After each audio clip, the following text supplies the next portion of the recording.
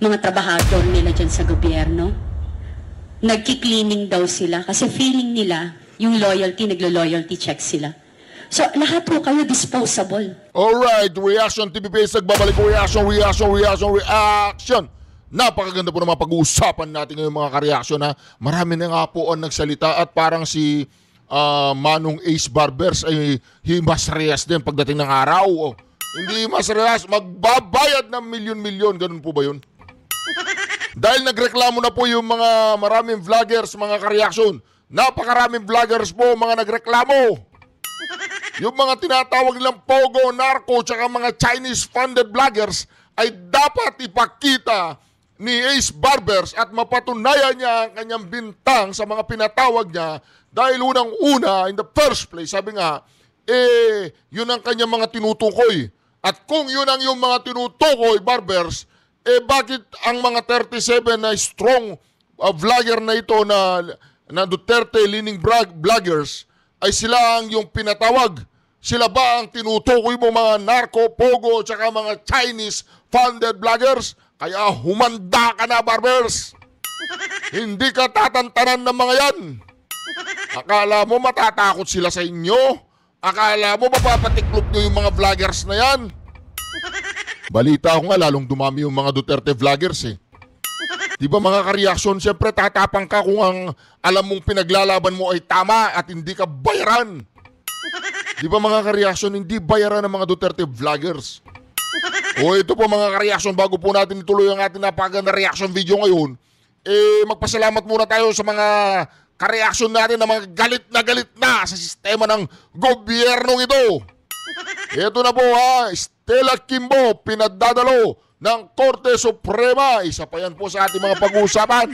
Pero ito po yung mga ka-reaction natin na patuloy na sumusuporta sa ating channel.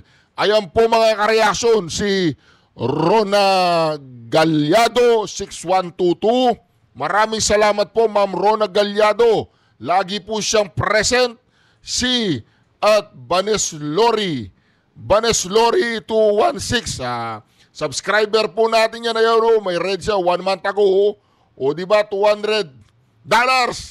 Si PH Hadbon 275. Sa reaction, pa-shoutout po mula sa Geneva, Switzerland. Ayan po mga ka-reaction, shoutout sa iyo. O si After Image by Fernie 7143. Siya na naman po mga ka-reaction. Napakalupit po ng... at ito pa po mga ka-reaction ha. Randy 16-E9X. O shoutout sa iyo. Ito na naman po ang malupit na ating ka-reaction na si Kandamermer 4493.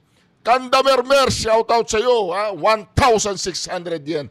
Ayan po mga ka-reaction, maraming salamat po sa patuloy niyong pagsuporta sa ating channel. Mga galit na po mga yan. Hindi po sila tumitigil. Ayan po mga ka-reaction. Ayan na po, tuloy po natin ang ating usapan. Ito po sinasabi po ni Kati Binag dito ng Malacanang ay manggagamit lamang. Ito po mga ka-reaction, pakinggan po natin at sama-sama po tayong mag-react dyan sa comment section. At huwag po natin kalimutan mag-subscribe, like at i-share ang ating video. Lahat po kayo itatapon. Pagtapos na sa inyo, itatapon na kayo. Atty. Trixie, Atty. Vic Rodriguez, VP Sara. So don't think na kayo ngayon na nakaupo, magtatagal kayo dyan. Lahat kayo, basura. Anak ka ng... Lahat kayo, basura. Yan po ang lumabas sa bibig po ni Madam Kati Binag. Anak ka ng... Wala kayong takas sa babaitang ito at talaga susuplakin niya kayo, didiretsahin na kayo ay mga basura. Anak ka ng... Itatapon nila kayo pag wala na kayong gamit. Anak ka ng... Lahat kayo, trapo. Lahat kayo, gamit sa kanila na pag pinagsawaan na or wala na silang pakinabang, itatapon lang din nila kayo. Kasi sabi na, napilitan kami. Kasi mawawalan kami ng budget. Ano ba mas importante? Pera o mamamayang Pilipino? Do you think that the Filipino people will never understand your situation, yung sitwasyon nyo, na iniipit kayo? Mas mamahalin mo kayo. Kasi principled kayo. Kasi may integridad kayo. Pero mas pinili nyo na kung ano yung mapapakinabangan nyo more than, tsaka yung posisyon nyo more than sa mamamayang Pilipino. Yun! Anak ka Yung pong isang dyan na taga Cebu yata yun. Franco ba yung Franco yung apelido? anak ka ng Natatakot daw siya mawalan ng pondo. anak ka ng O tuloy!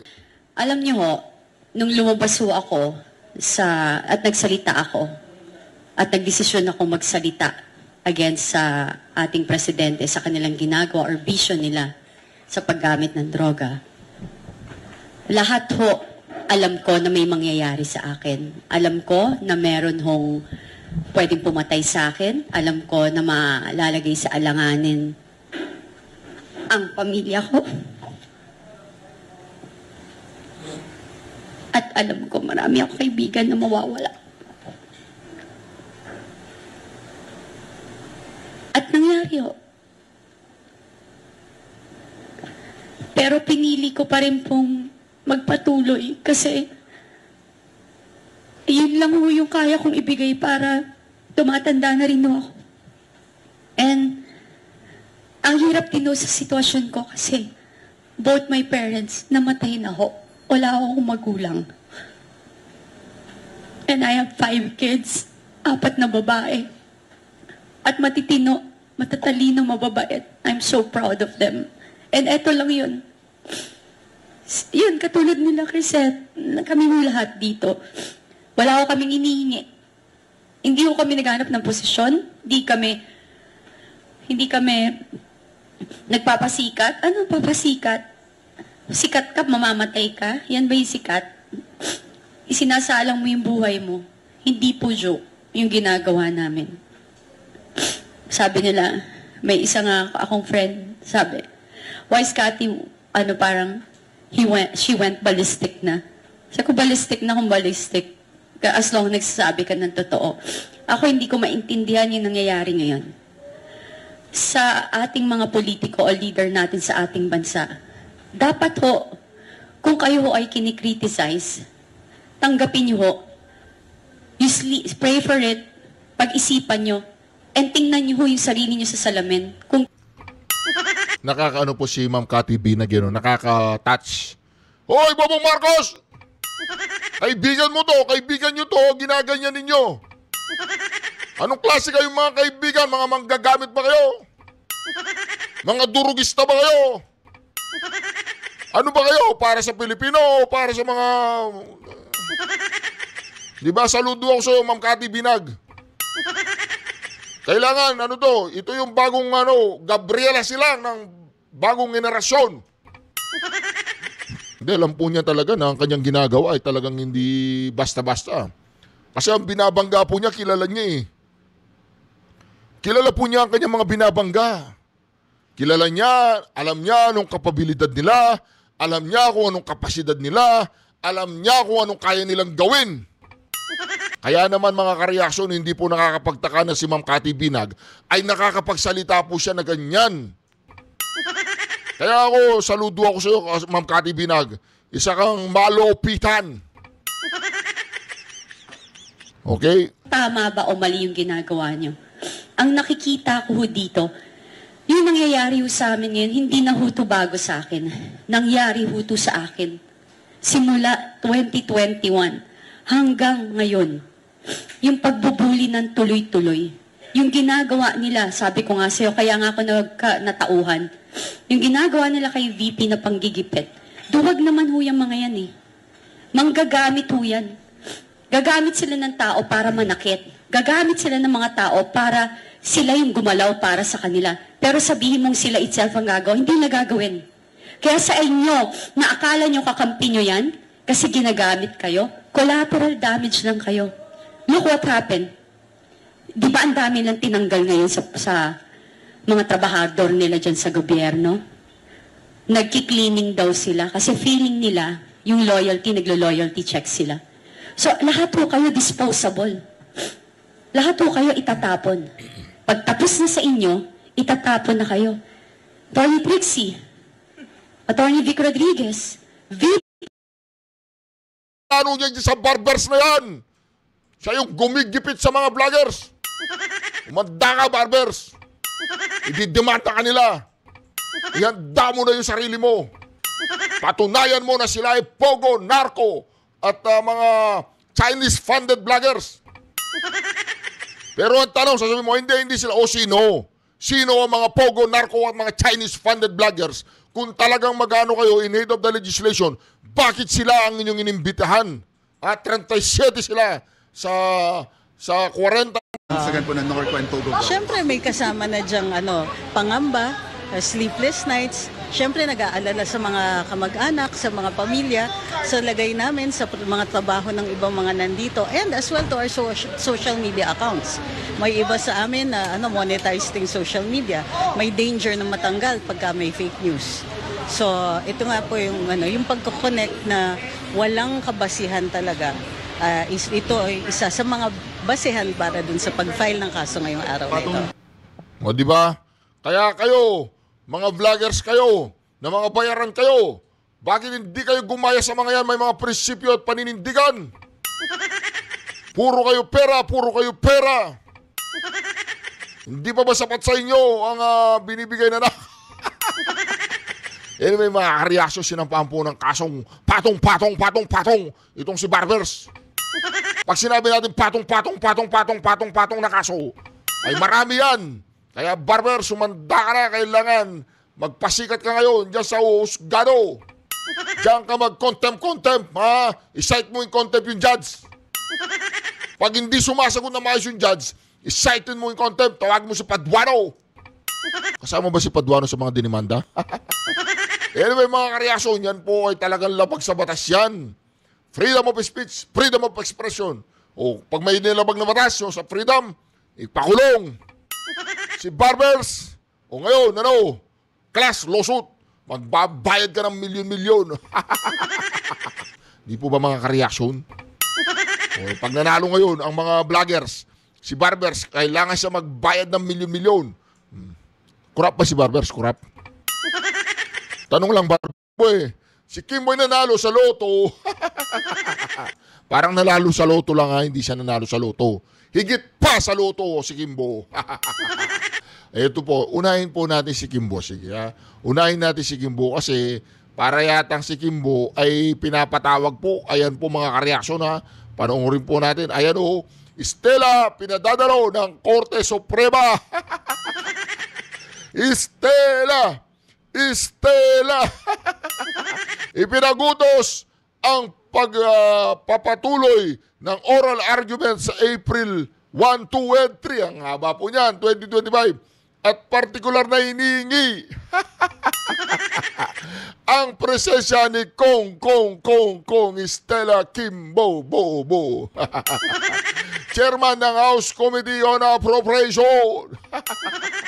Hoy Stella, ayusin mo ha, walastik ka. Kasi ito yung sinabi mo, ha, naalala mo ba ito Stella? Kung naalala mo ito Stella, di wow. Ito po ha, panggamon nyo. Congressman Isidro Ungab and Attorney Vic Rodriguez kasama yung iba po nilang samahan. They wanted the SC to declare it po unconstitutional, yung budget. Sila naman po ay malayang gawin yan, pero kami naman po ay we stand by our position that the 2025 GAA is lawful, valid, and fully enforceable. Ang paliwanag, simple lang naman po, ang enrolled bill na, in short po, ang sinabmit po ng Kongreso na General Appropriations Bill ay complete. At yun po ang naging basehan po ng 2025 CAA. Ma'am, you also mentioned in a statement na yung pag-ratify nung revised or yung corrected version ay unnecessary. Ma'am, can you elaborate lang? And Bawal po yun kasi bawal yun. Kapag katapos ng pirma sa bicameral committee report, yung bicameral committee report, hindi na pwedeng pagyalaman yan. Bakit mo pakikialaman yan? Nakapirma na yung mga ibang tao. Tapos sa closed door, pakikialaman mo. Di ba, Papa, hindi pwede yan. Illegal yan, illegal.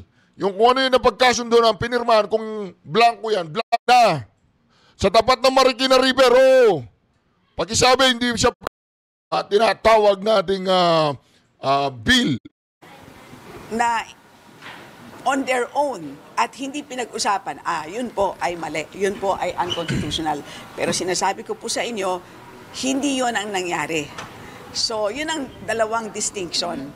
At ang Hindi nga nangyari yun kasi pinasulat nyo doon o sinulat nyo doon o pinasulat nyo sa mga technical committee bla bla bla ninyo na yung mga figures galing sa inyo. O bakit hindi pa rin yung sinulat noon nung magpirmahan? Nakalimutan ninyo, gano'n, bilyon-bilyon yung nakalimutan nyo. Milagro, nakakalimut kayo, bilyon-bilyon. Mali po yan, mali yan, hindi tama yan, Teacher Stella. O, tingnan mo si Teacher Stella, mukha bang sinungaling yan? Ayan, mukha po ba sinungaling si Teacher Stella? Hindi, tingnan po ninyo, di ba, di ba, mukha po ba sinungaling yan? Tanungin ko yung kasama ko, mukha ba sinungaling to? Ay, naku. Mukha sinungaling, sabi mo, Grabe.